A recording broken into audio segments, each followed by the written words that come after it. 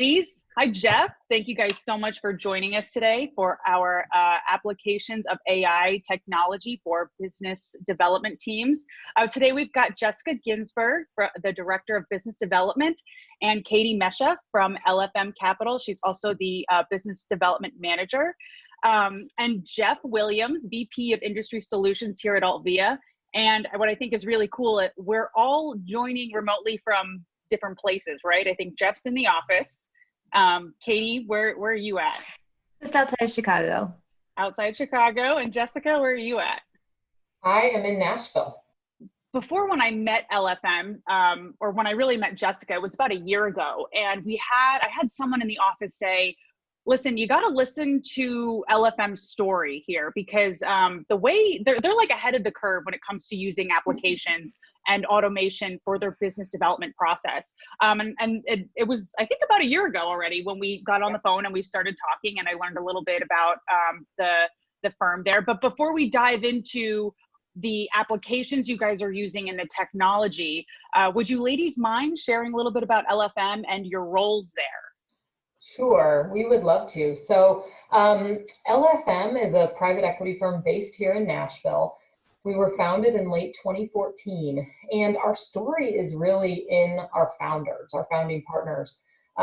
Really a mix of former operators and more sort of finance deal execution oriented folks. So our founding partner, Steve Cook, as well as our other founding partner, Dan Shockley, went to a grad school program at MIT.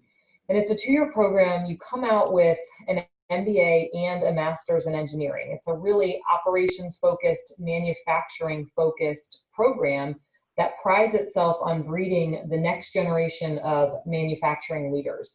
So Steve and Dan went through that program. They, going in and coming out, were really passionate about manufacturing, made in the USA manufacturing, and really, growing companies the right way. And so they took that educational background and spent, years out, in the field, in real world roles on factory floors, learning, learning what a factory should look like, smell like, taste like, everything, maybe not taste like, learning what a factory should look like, feel like, smell like. And after years of operating experience, Steve at Dell, Dan at Caterpillar, and Ditch Witch, they decided to explore private equity. And so got together with another partner, Rick Reisner, and founded LFM. LFM stands for Leaders for Manufacturing, which is actually the name of that MIT program that they went to when they went through it. The program has changed names. It's now called LGO, Leaders for Global Operations. So as they moved on to a new name, we took the old one, and it's really in our DNA. So we are focused on investing in manufacturing companies in the lower middle market, which for us is 3 to 15 million of EBITDA. And we really look for ways to take the businesses that we invest in and that we partner with to the next level. So, we try to find different growth levers to pull and figure out how we can get the best results. I've been at LFM for a little over 5 years now, and I head up our business development team. So, we think of business development across many different channels, both using intermediaries and not. And I spend most of my time on the intermediated side, but help to sort of oversee the full picture. Awesome. Katie? Yeah, similarly to Jessica, I've been with LFM a little over 5 years now. I work in the business development with her, but I spend more of my time on the direct side. I'm sourcing the deals directly. Prior, I was in healthcare manufacturing, and growing up in Cleveland, I have a lot of experience. My family was in manufacturing, and I feel so passionate about LFM and the engineers there. It's exactly the type of firm that, like, my grandfather's company would have loved to have worked with.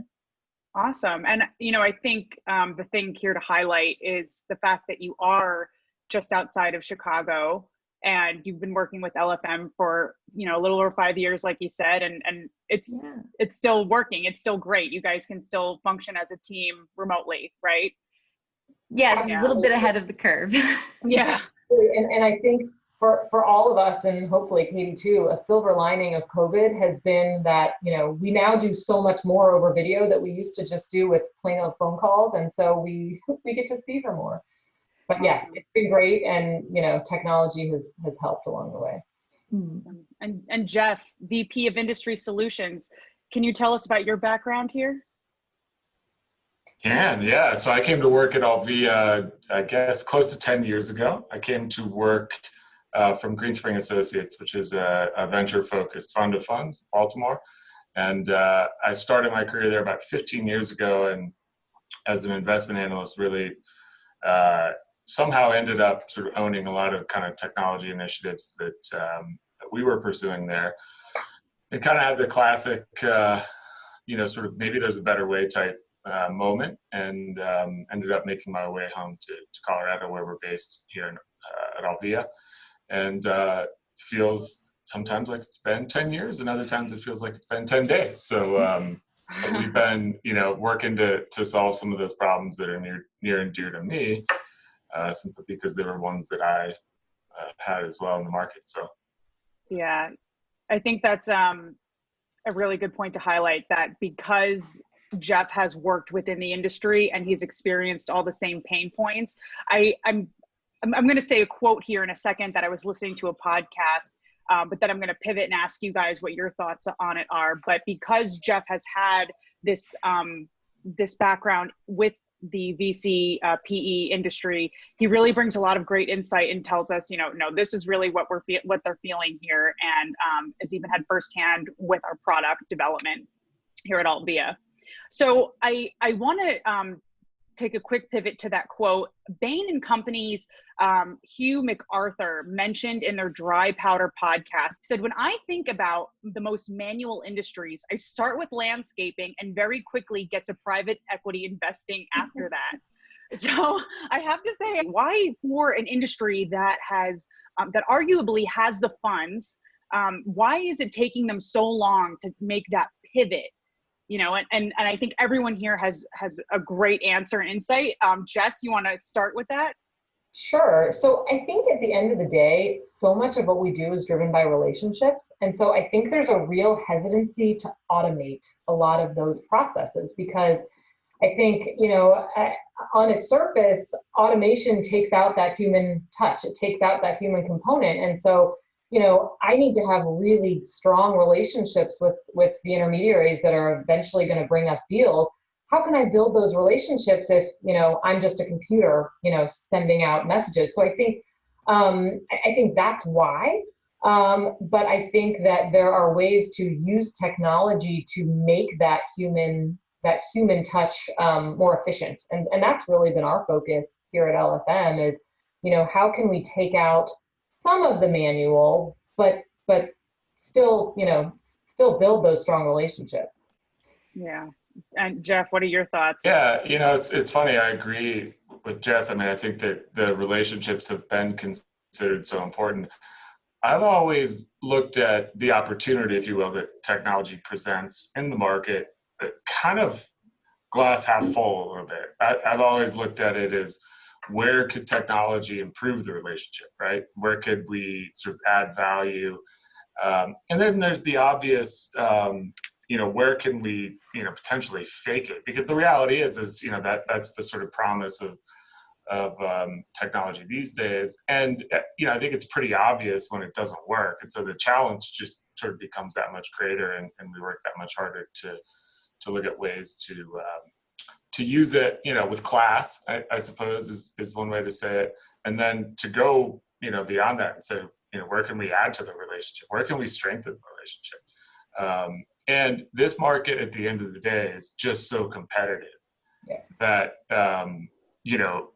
to the extent that becomes possible and successful to do those two things, then, all bets are off, right? I mean, I think it's people are going to, adapt it.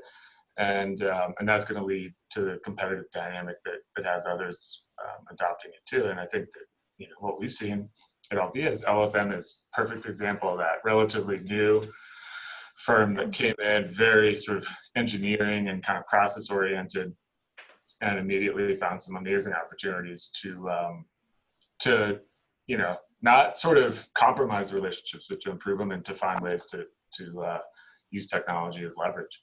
Building off of what they said, I mean, the relationships are so important, and we've just been able to view technology as not a way to replace any of it, but a way to clear out the barriers and allow us to focus on those interactions that we have with the bankers, with the business owners. Yeah, and as Jeff was talking to, I was thinking, technology helps us identify, who should those tier one relationships be and who should those tier two relationships be. It allows me to be, just to be more effective with my time. And I think on the direct sourcing side too, it helps us identify the really strong targets for us so that we can then, go after them again with that human touch, but we're not spending so much time going after the businesses that, we know aren't the right ones. Now we had COVID take place, and now it's essentially created a pivot, a disruption in the market, right? But you guys were on Altvia, on the platform, using technology before this pivot happened. But can we talk a little bit about before you even got on Altvia, what were you guys doing? So maybe there's some others that can resonate with that process. We tried a little bit of everything. There are a lot of Excel spreadsheets that were used in, Google Drive. We started with Salesforce, just as if we were making and selling a tangible product. We've tried a few other CRMs, a few different marketing tools. I think one of the nice things about having kind of that engineering process improvement core base is that we're not afraid to pivot and move on if we think there's something new or something better.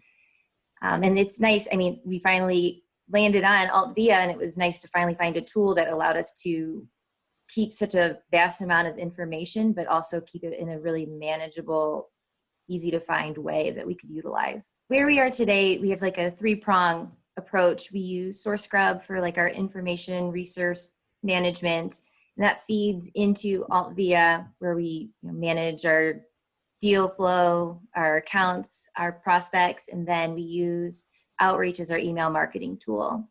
You guys had mentioned you have like a tier 1 and tier 2 list, which is a very common practice to have. How are you guys are using SourceScrub to identify those tier 1s and tier 2 lists? So stepping back a bit, on what we think of as our indirect sourcing, which is, deals we see through intermediaries, I have a tiering system that I use. Then as we think about our direct sourcing, which is our direct outreach to owners, we do sort of bucket companies in high, medium, low, but it's sort of 2 separate processes. But I mean, I think that one of the things that was really interesting is we talked conceptually about today's webinar was, the topic ultimately is sort of the application of AI. I mean, we were really thinking a lot about how is this market changing? How will it change? And I mentioned this to you previously. I've sort of been of the belief that we are, entering this period where the technology available to this market is able to, sort of artificially tell you, right? I mean, rather than you saying, okay, well, there's 1 million companies we could reach out to, and I'll just sort of spend all day or all year in a spreadsheet trying to figure out, which one I'm going to call. I mean, we're really in this period now where the application ecosystem and the data that's available is now able to sort of tell us, hey, here are some opportunities that may seem more interesting. And then, automation even goes further into the realm of making it very easy for us to, at relatively large scale, make that outreach efforts. Talk to us a little bit about that. I mean, talk to us about your experience. So you guys are a new firm, relatively, and you're doing some amazing things at relatively large scale. Yeah. Yeah, so I would say, early days LFM, our direct sourcing process was massive data dumps from databases like Hoover's, where, you had to go through this highly manual process of validating each company. Do we think this company is the right size? Do we think they're, in our case, manufacturing something? And, do we like that industry?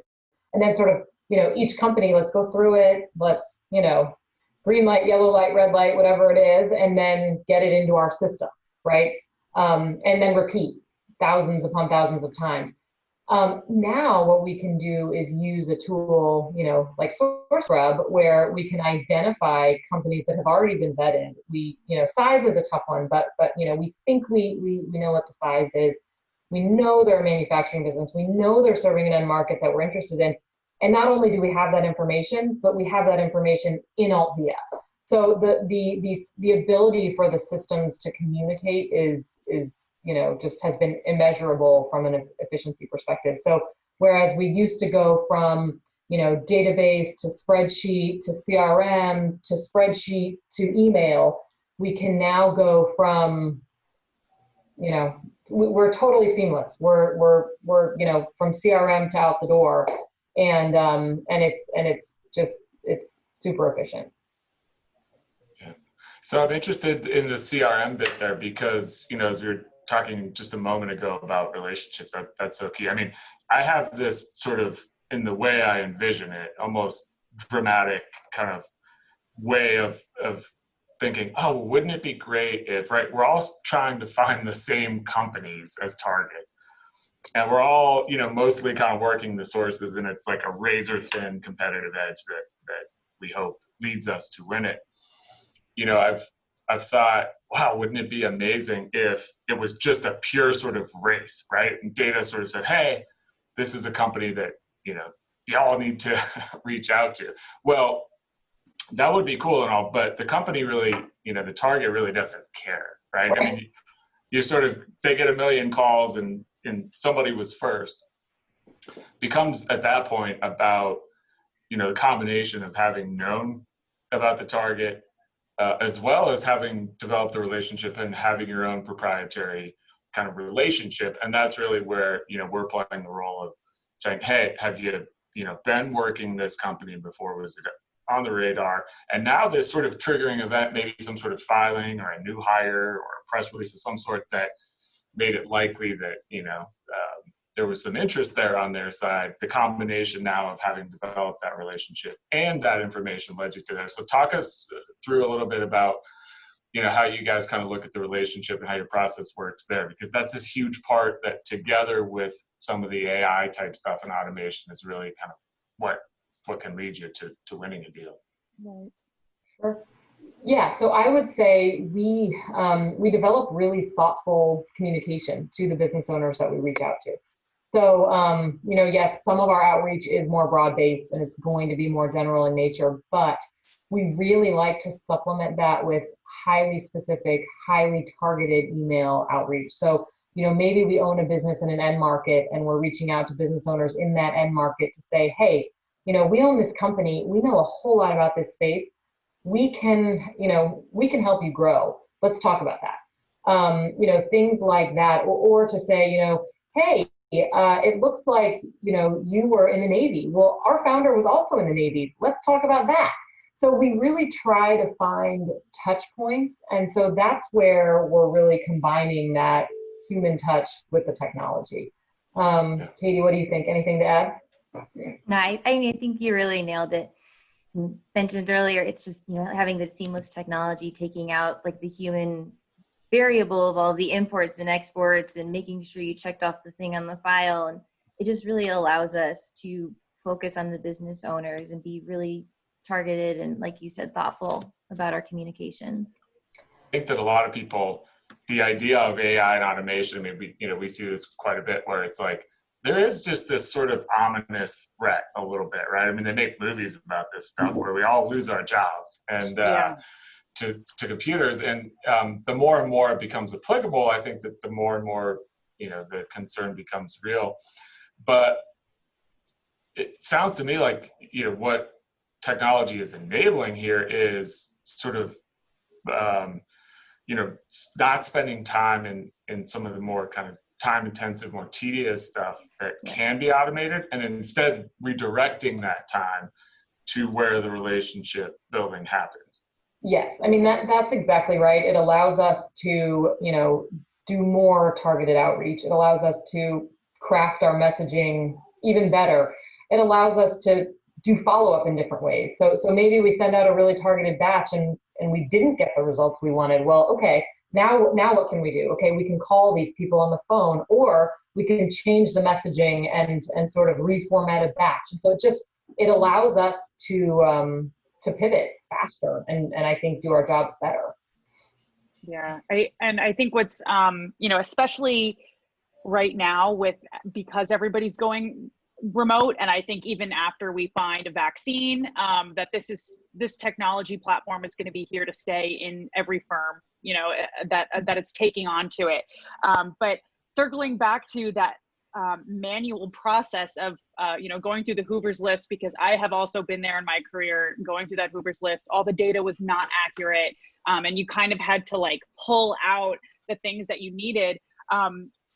And I think this might be a Katie question. How long did that process take you from before technology got involved in LFM's processes to now?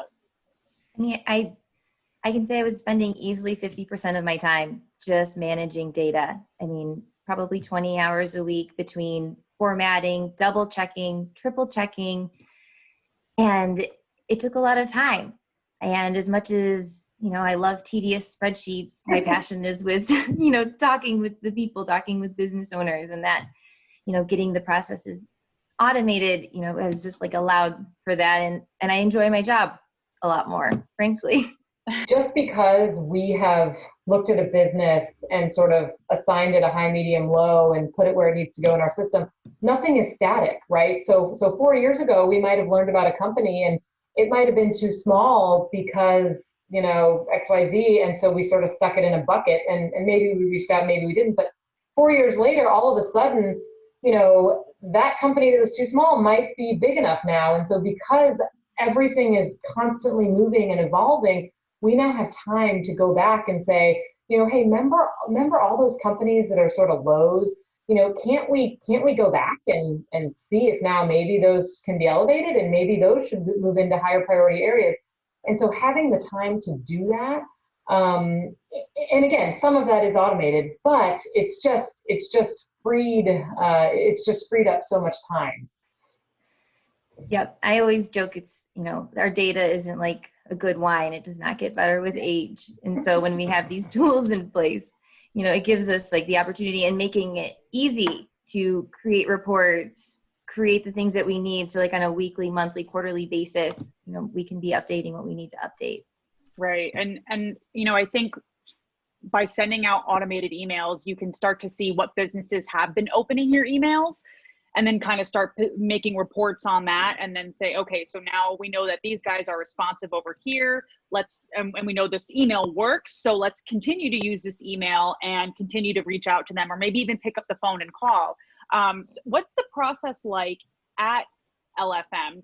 Katie, do you send out the email? Does Jess send out the email? And then when someone's a hand raiser, where does it go from there? So we have a third leg to our BD stool. So we have a third colleague, John, and typically, Katie kind of feeds John.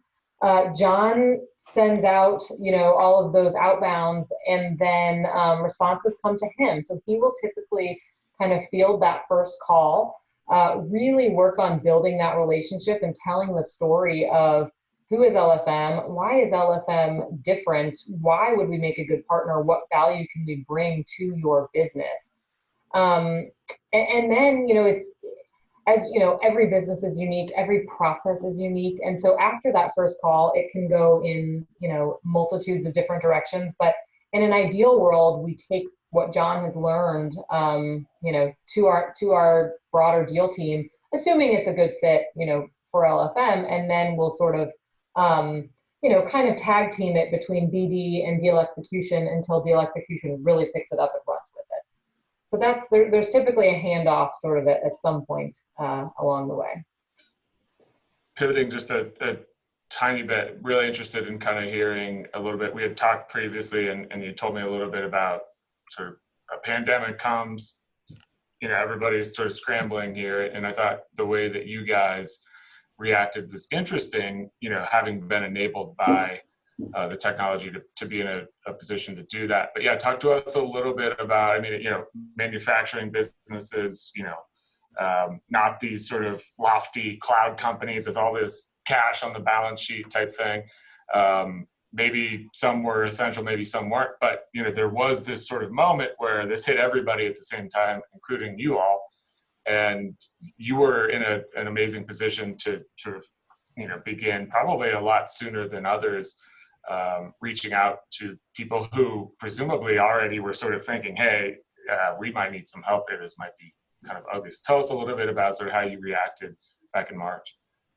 Sure. So, we were really, what we typically have sort of a target number of outreaches, per month, per quarter, and then a targeted response rate, which leads to a targeted number of calls. When COVID hit, it sort of felt like, okay, everything's off the table. We have no idea, what's going to happen and what this means, but, we still have jobs to do and we still want to maintain some level of activity. And so we thought, okay, let's take a step back and let's go really, really broad. Let's focus on volume and let's just see what happens. Let's touch as many companies as we can touch. And response rates are probably going to be low because people are busy. Some people aren't coming into work. A lot of business owners woke up to their worst nightmare and they're just trying to figure out, how to keep the lights on. So we did and we were able to do this very quickly, and Katie can walk through this in more detail, but we basically pulled a very large batch of owner contacts, and we sent out an email that was, I would say, kind of carefully crafted to say, hey, we're LFM. We know a whole lot about manufacturing. This is what we do every day. We own, 10 manufacturing companies. Happy to talk about what we're doing and how we're reacting within our portfolio. If that's helpful to you, let us know. We're here. It was much, our emails aren't aggressive, but they're certainly a little bit more forthcoming. Hey, we'd love to get to know you because we might want to invest in you. We kind of took a little step back from that to say, what can we do to help? And what was the reaction? I mean, I have to imagine that, again, all of us went through this, but these business owners, it's really just a different, sort of situation. I have to imagine that just at a basic level, someone sending an email like that was amazing. But yes, I mean, so as expected, it was a lower response rate. It was a lower response rate on a much larger batch of emails. But there were, several handfuls of people that said, yeah, I would love to learn more. What can you tell me? And, we had sort of a business continuity planning document that our team put together that we distributed to our portfolio companies. And, we shared that with people that were interested in it and in hopes that they could learn something. But, more so just to create that touch point so that, 6 months down the road, when hopefully we're on the other end of this, they say, hey, yeah, I remember that company. And John can reach out and say, I know that was really tough back then, but how are things now? And so it just felt like a really good way to make that initial connection.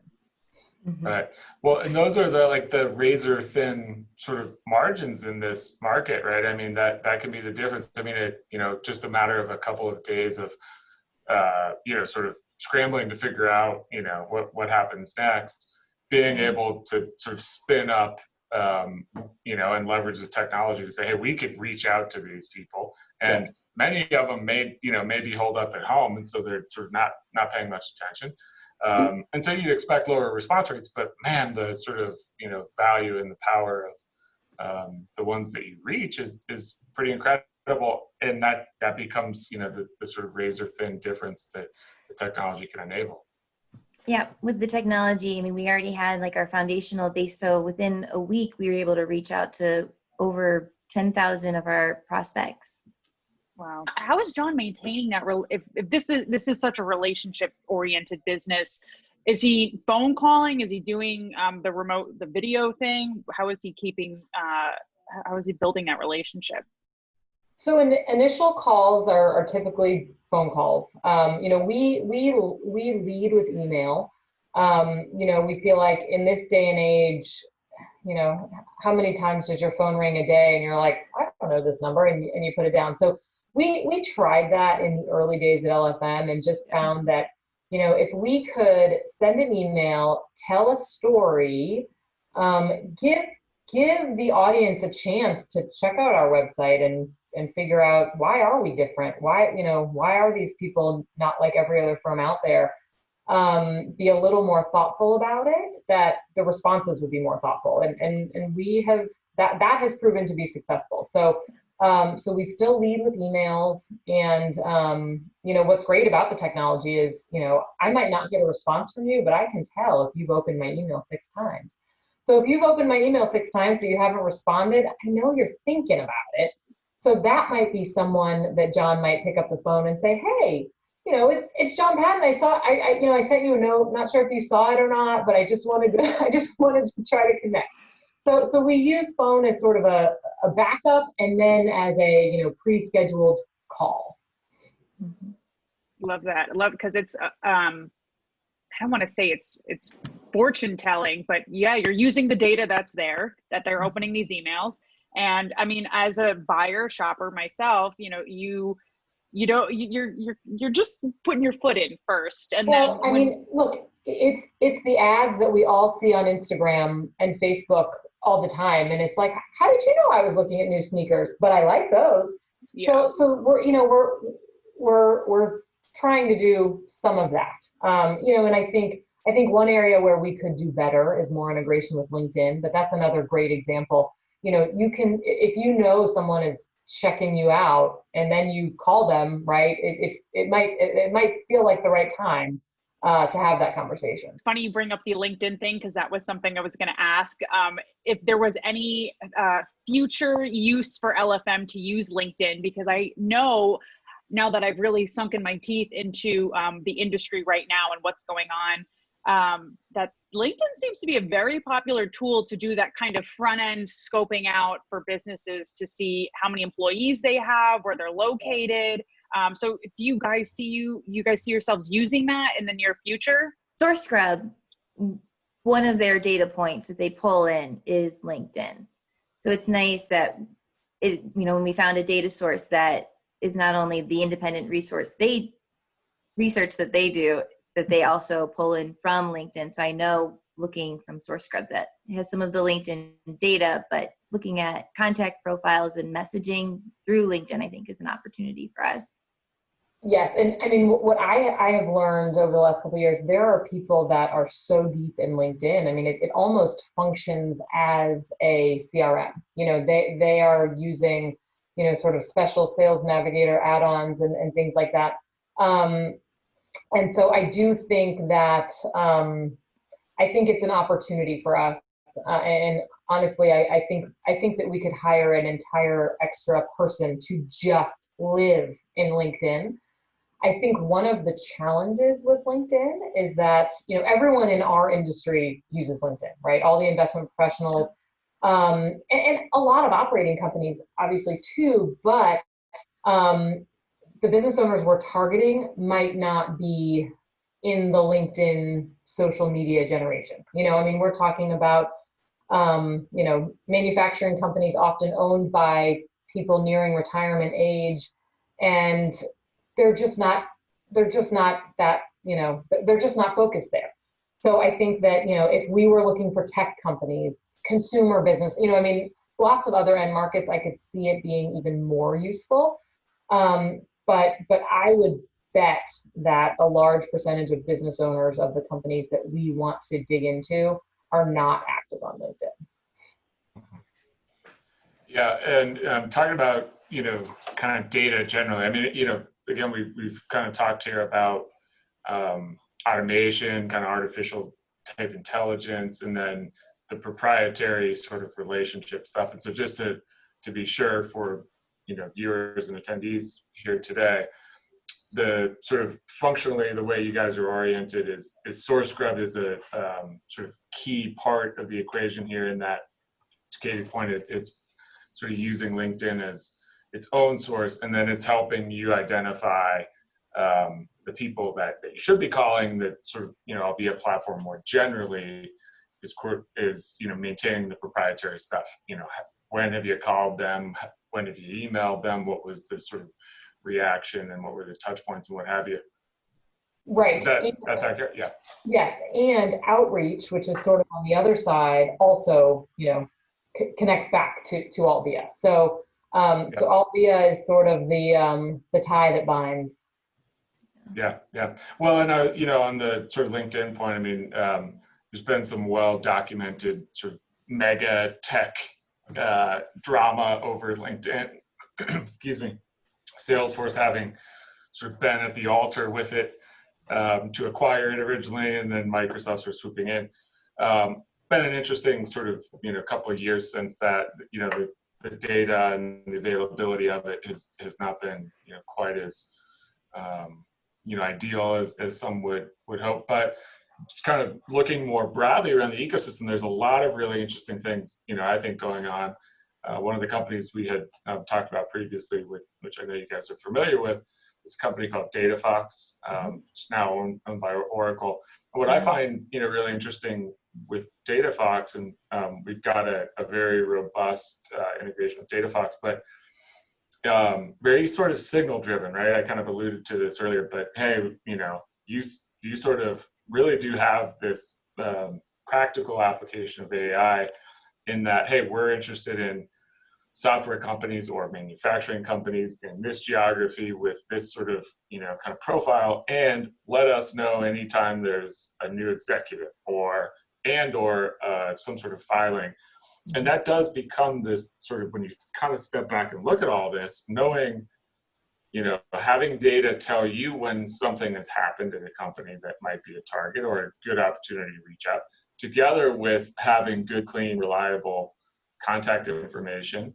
And there's a number of ways that one can sort of arrive at this, but really the sort of topic today is what are the bits and the pieces out there that you can sort of put together and combine them with your proprietary sort of process and create leverage. And you guys seem to be doing it amazingly. So I don't know if there's any other pieces, though. You mentioned Outreach, which is sort of an email kind of sequencing tool, and we happen to use Outreach at Alvia as well, and so we're very familiar with it and integrate it with Salesforce in our own process.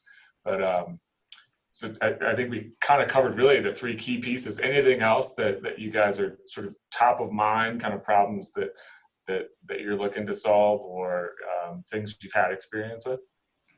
I mean, so I would say right now we feel like we're in a good place. There are always little bugs that Katie thankfully loves getting to the bottom of, but we feel like our process is optimized. But, and Katie alluded to this earlier, I mean, our team is comprised of a whole lot of engineers and manufacturing minds that grew up in these sort of lean cultural environments where it's really important to not rest on your laurels. It's important to always look out for what's next and how can we be better and how can we do it, faster and be more efficient and all of those kinds of things. So we do make it a point to always know what else is out there. We get emails to demo certain products that, might, look like a Source Scrub or look like an Outreach or look like something totally different. And we do try to, evaluate those all the time and think through, okay, what could this do better? What would be the pain points? And so we try to be really thoughtful about always improving our process. Mm-hmm. Yeah, so when we think about AI, I mean, kind of coming back full circle, I think in the absence of full definition and full understanding of how it will play out in this market, and still sort of without all that, we have movies and all these sorts of things that we can imagine. But at a more practical level, I mean, it really just becomes about using data, which is this sort of intelligence and applications, that can sort of say, hey, what are you interested in, getting out of this, and then being told when it's available. It's a very sort of, non kind of movie grade, future, but the leverage is just tremendous, right? I mean, yeah. I mean, when I think about where we've come from, it's, having AI, having, these automated systems, it's just very consistent. I mean, we started our carriage being pulled by 4 undergraduate interns was our AI in the beginning of time. And it is nice to have the consistency that these tools provide. Yeah, and the technology, it checks us, So when we send out emails to 100 business owners and we get 5 responses, that technology reminds us, hey, you better check in with the other 95. Don't forget about those guys. So, we are very grateful for the technology. We did love those interns though too. Awesome. Well, when the interns aren't having to do, certain things, then again, I mean, it comes back to what could they be doing? Yes. It allows us often to smart. I think you said that you got them from Vanderbilt. So very smart interns. I'm sure they could come up with some really neat stuff in the absence of. Yeah. Right. Yeah. Freeing people up to really be able to leverage their best skills. And I know Katie had mentioned that as well, right? She found a couple things that she loved to do better. Or improve right. on. I without having to spend time, entering line by line addresses for the businesses, like I can spend time, creating reports on the data, creating those Boolean searches to, set those reminders if there's any new companies that come into the searches. It just allows me to be more thoughtful and strategic rather than like the tedious work. Yeah. I'm going to play mind reader here or fortune teller here for a second, but especially after this trigger event of the pandemic, I see this industry progressing much faster when it comes to technology and data than ever before. Because you got to keep scaling, you got to keep feeding that pipeline to be able to stimulate that growth for the firm. And I think it's pretty incredible that LFM is already ahead of the curve. And I know Jessica and Katie, you guys have said that a lot of that you can attribute to your founders of the firm, that they are, they're innovators. They're ready to go where things are evolving, and they're not afraid of it. And I think a lot of other firms are starting to see that light, that they've got to get there. But that's about all the time that we have for today. I thank you guys so much for joining us, and LFM, hearing your story and how you guys are using AI and technology to fuel and scale your pipeline. And we've got a case study of you guys too, if people want to read that. So that is pretty awesome. So thank you guys so much. Yeah, thank you guys for letting us be a part of that. Yeah, we're super proud to be a part of your success, and love hearing about this stuff from you guys, and love that you sort of are pushing us as well. So very thankful, but also very proud to get to partner with you. But you all made it super easy. So. Yay. Thank you. Awesome.